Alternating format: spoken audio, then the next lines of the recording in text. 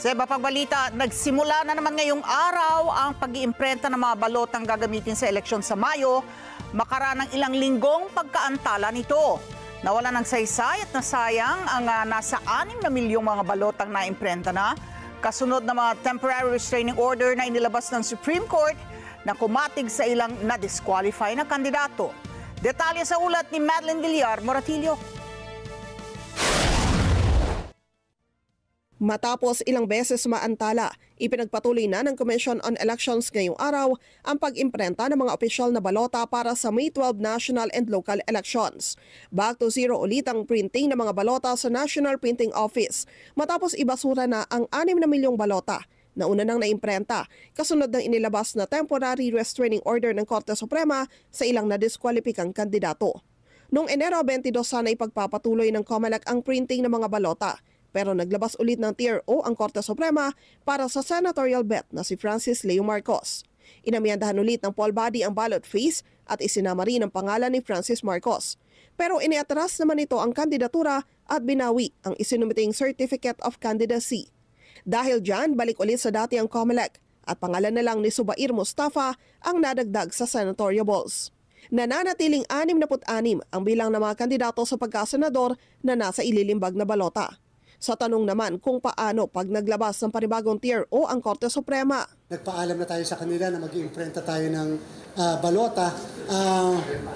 Kung napansin niyo, kung mga nakakaraan, the COMELEC defied the Supreme Court. The COMELEC this time abided with the directive of the Supreme Court. Yun naman po pinakita natin sa sambayanan, paggalang po natin yon sa kataas-taasang hukuman.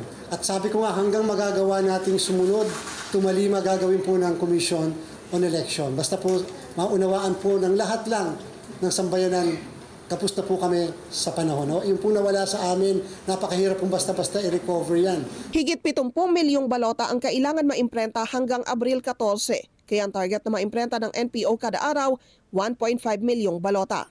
6 na machines na ang gagamitin sa printing. Ang 2 ay galing sa Miru, 4 naman ay makina ng NPO. Wala na po tayong panahon. At sabi ko nga, we will have to print the ballots at all costs today. Therefore, asahan niyo po yung puyatan at pag-extra effort sa mga taga-National Printing Office, taga-Miru at taga-COMELEC para lamang masigurado natin may balota. Ang pinakamabigat po talaga, hindi yun lang printing. Yung susunod na stage, which is the deployment ng lahat ng ating mga election paraphernalia. Pinakamahirap po yun. Kinakailangan masigurado na ang pinakamaliit at gamit ay makakarating sa pinakamalayo na lugar ng ating bansa. Lumagda rin sa isang Memorandum of Agreement ang COMELEC at NPO para sa muling pagpapatuloy ng printing ng mga balota. Bilang deputized ng COMELEC, tiniyak ng NPO ang commitment na siguruhing nagagawin nila ang lahat para magkasunod sa deadline.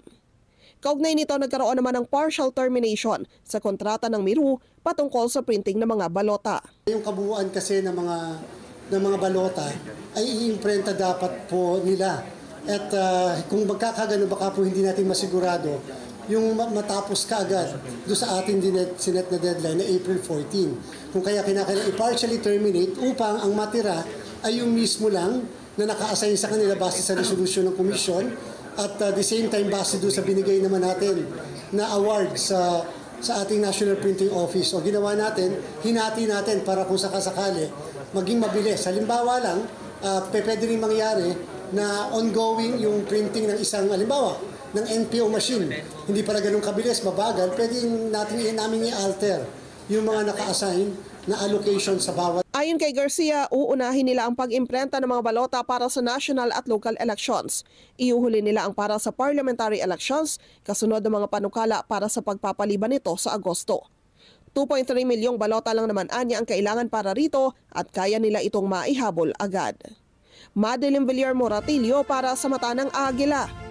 Matatag, matapang, matapat. Maraming salamat sa inyo pong pagsubaybay sa Mata ng Agila Primetime. Para malaman ang matatag, matapang at matapat na mga balita, i-follow lamang at mag-subscribe sa @Net25 TV.